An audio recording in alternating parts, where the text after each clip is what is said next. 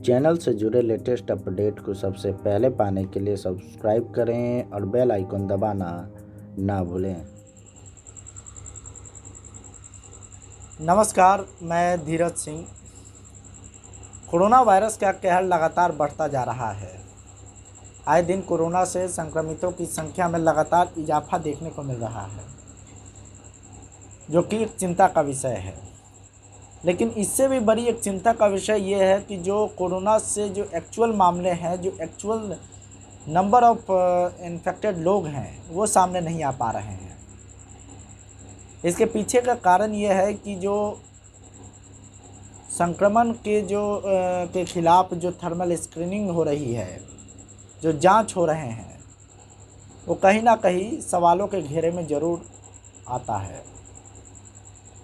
पिछले साल आपको याद होगा कि बिहार के मुजफ्फरपुर में एक चमकी बुखार नामक एक जो बीमारी थी, बहुत तेज़ी से फैल रही थी और उसमें जो छोटे छोटे बच्चे हैं उनको लगातार उसके चपेट में आ रहे थे और उनकी मौत भी हो रही थी। लगभग 150 से अधिक संख्या में लोगों की मौत हो चुकी थी पिछले जो चमकी बुखार और एईएस नामक बीमारी से जो फैल रहा था।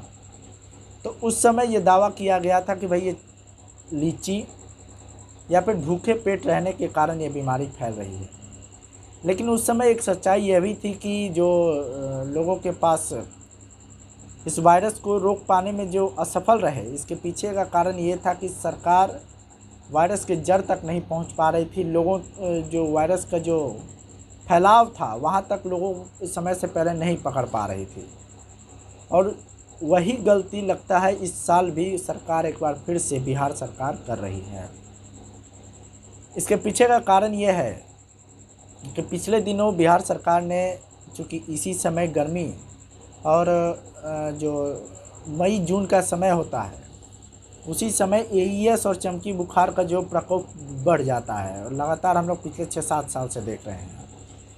तो इस समय सरकार एक योजना बनाई कि मुजफ्फरपुर के जो इलाके हैं उसमें जाकर हर घर में एईएस की जानकारी, साथ ही साथ कोरोना वायरस की भी जानकारी जुटाई जाएगी।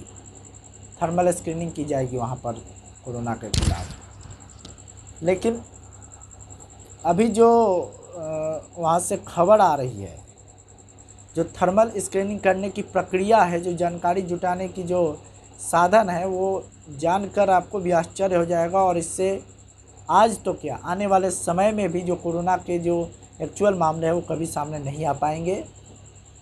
और कागज़ पर तो विश्व का सबसे कोरोना से जो बचने का कह सकते हैं कि जो सबसे सुरक्षित ज़िला होगा वो मुजफ्फरपुर ही होगा, अगर इसी तरह से जांच चलती रही तब। मुजफ्फरपुर संस्करण के प्रभात खबर अखबार में आज एक रिपोर्ट छपी थी, जिसमें वहाँ हो रहे थर्मल स्क्रीनिंग के बारे में बताया गया था।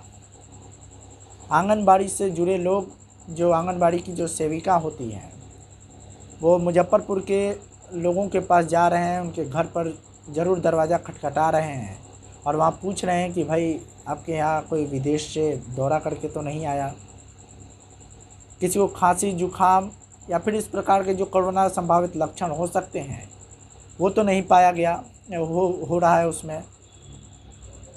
इतने सवालों के बाद वो क्या कर रहे हैं कि थर्मल स्क्रीनिंग बिना किए ही वो दरवाजे पे मुहर लगा दे रहे हैं कि इस घर की थर्मल स्क्रीनिंग हो चुकी है।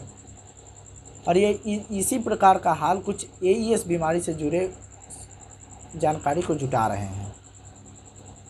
जो लोग चाहते हैं कि हमारे परिवार का, हमारे जो संभावित कोरोना संक्रमित हो सकते हैं, संदिग्ध हो सकते हैं, उनकी एक बार थर्मल स्क्रीनिंग कर ली जाए, तो उस समय आंगनबाड़ी जो सेविका है उनका जवाब रहता है कि अभी हमारे पास उस प्रकार की सुविधा नहीं है।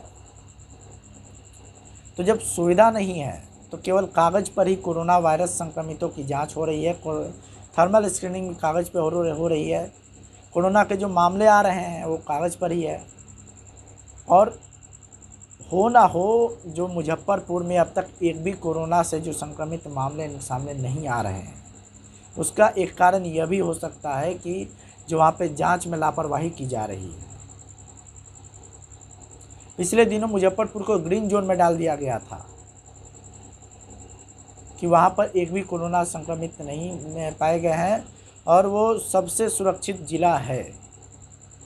हालांकि अब तो बिहार के सभी जो ग्रीन ज़िले के अंतर्गत, ग्रीन जोन के जो अंतर्गत आते थे, वो सबको अब ऑरेंज जोन में डाल दिया गया है। लेकिन इससे खतरा टला नहीं है। लोग ये मान के चल रहे हैं कि मुजफ्फरपुर में एक भी कोरोना से संक्रमितों के मामले सामने नहीं आए हैं, मुजफ्फरपुर अब तक सेफ इलाका है। लेकिन अगर सरकार जल्द से जल्द इस पर कुछ ठोस कदम नहीं उठाई, जल्द से जल्द जो कोरोना से जो संभावित या संदिग्ध संक्रमित हो सकते हैं उन तक नहीं पहुंची, तो पिछले साल जो चमकी बुखार की हालत हुई थी,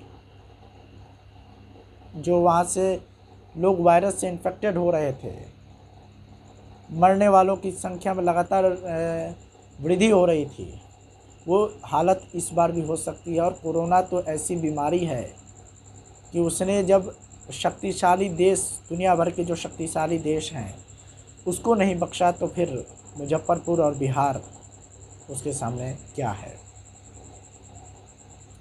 अगर आपको यह वीडियो पसंद नहीं आई होगी, क्योंकि जानकारी उतनी दुरुस्त, जो खबर है वो उतनी दुरुस्त नहीं है, फिर भी आप इसको लाइक करके समर्थन दें। चैनल सब्सक्राइब करना ना भूलें, अगर कर लिए हैं तो अच्छी बात है। और लॉकडाउन है तो शेयर कर देंगे तो कोई पाप नहीं हो जाएगा। धन्यवाद।